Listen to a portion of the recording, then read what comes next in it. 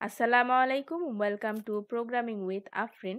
আজকে নতুন টপিক নিয়ে আলোচনা করব। আগের ভিডিওতে বেসিক ইনফরমেশন ও আইডি সেটআপ নিয়ে আলোচনা করেছে।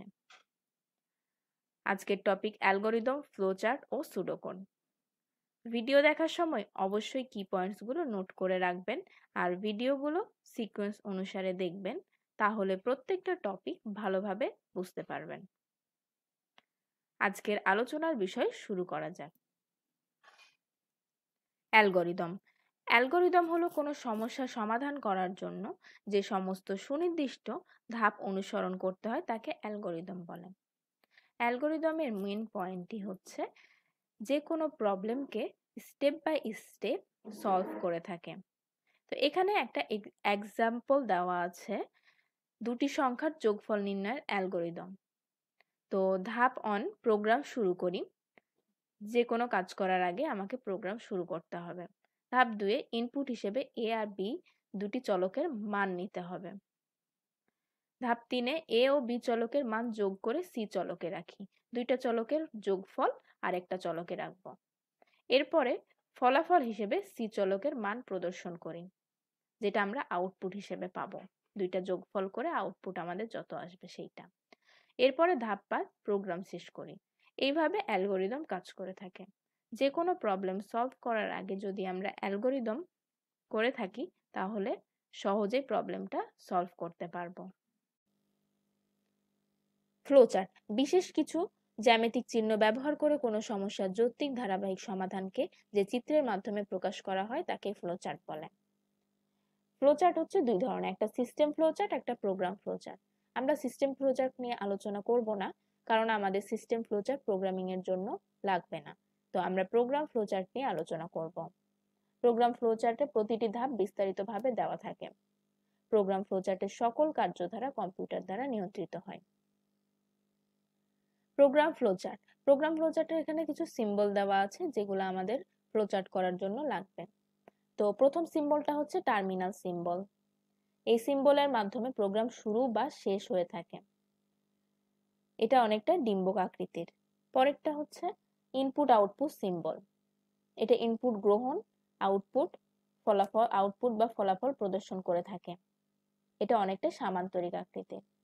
এর পরেরটা হচ্ছে প্রসেস সিম্বল। এটা আয়তাকার আকৃতির, এখানে শুধুমাত্র প্রক্রিয়াকরণের কাজ হয়ে থাকে। এরপর একটা ডিসিশন সিম্বল। এই সিম্বলটা হীরক আকৃতির, এটা সর্বদা একটি প্রশ্ন করে থাকে যার দুটি সম্ভাব্য উত্তর থাকে, হ্যাঁ বা না।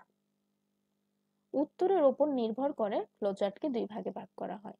যদি আমার ফ্লোচার্টটা হ্যাঁ হয় তাহলে আরেকটা ফ্লোচার্ট হবে, আর যদি না হয় তাহলে আরেকটা ফ্লোচার্ট হবে। যে কোনো একদিক কাজ করবে। এরপরে হচ্ছে ফ্লো লাইন বা প্রবাহ দিক ফ্লোচার্ট বলে। প্রবাহ দিক প্রতীক, যেটার মাধ্যমে আমরা হচ্ছে এই তীর চিহ্নটা প্রোগ্রামের পথকে নির্দেশ করে। যে কোনো একটা অপারেশন চালিয়ে যাবার পর পরবর্তী কোথায় যেতে হবে তা নির্দেশ করে থাকে। এরপরে সিম্বলটা হচ্ছে কানেক্টর সিম্বল। কানেক্টর সিম্বলটা হচ্ছে যখন আমরা অনেক বড় ফ্লোচার্ট করে থাকি, তখন যদি আমাদের ফ্লোচার্টটা এক পৃষ্ঠায় না কমপ্লিট হয়ে অন্য পৃষ্ঠায় যদি যেতে হয়, তাহলে সেক্ষেত্রে আমরা এই কানেক্টর হিসেবে এই সিম্বলটা ইউজ করে থাকি। এরপর এটা হচ্ছে সাব প্রোগ্রাম সিম্বল। এই প্রোগ্রামের কোনো অংশ বা সাব প্রোগ্রামের প্রতীকের সাহায্যে প্রকাশ করা হয়। প্রতিটি প্রোগ্রামে এক বা একাধিক সাব রুটিন থাকতে পারে, সেক্ষেত্রে আমরা এই সিম্বলটা ইউজ করে থাকি। এখানে দুটি সংখ্যার যোগফল নির্ণয়ের অ্যালগরিদম ও ফ্লোচার্ট দেখানো আছে। তো অ্যালগরিদমে step by step problem solve করা আছে। তাহলে দুটি সংখ্যার যোগফল নির্ণয়ের এক্সাম্পলটা আমি আগেও দেখিয়েছি। তো ওইটাই, আর এটা সেম।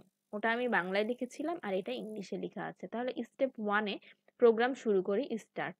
এরপরে ইনপুট হিসেবে এ আর বি এর ভ্যালু নিব। তারপরে এ আর বি এর যোগফল সি তে রাখবো।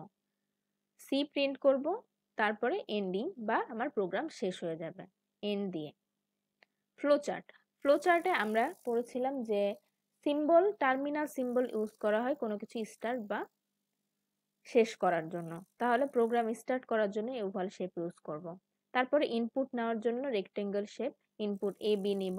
তারপরে আমার অপারেশন চলবে, এই জন্য আমি আয়তাকার সিম্বলটা নেব। এরপরে আমার সামান্তরিক সিম্বলটা হবে আউটপুটের জন্য, ইনপুট আর আউটপুটের সিম্বল সেম। এরপরে এন্ডিং এর জন্য ওভাল শেপ। এভাবে আমার অ্যালগরিদম আর ফ্লোচার্টটা কাজ করে থাকে। সুডোকোড। সুডোকোড হলো প্রোগ্রামের ধরন ও কার্যপ্রণালী সম্পর্কিত কিছু সংখ্যক নির্দেশ বা স্টেটমেন্টের সমন্বয়কে সুডোকোড বোঝায়। তবে সুডোকোড করলে কোডিং ভালোমতো বোঝা যায় যে কোডিংটা কিভাবে লিখতে হয়। সুডোকোডটা অনেকটাই অ্যালগরিদমের বিকল্প। এখানে আমি সেম এক্সাম্পলই দিয়ে রেখেছি দুটি সংখ্যার যোগফল নির্ণয়ের সুডোকোড।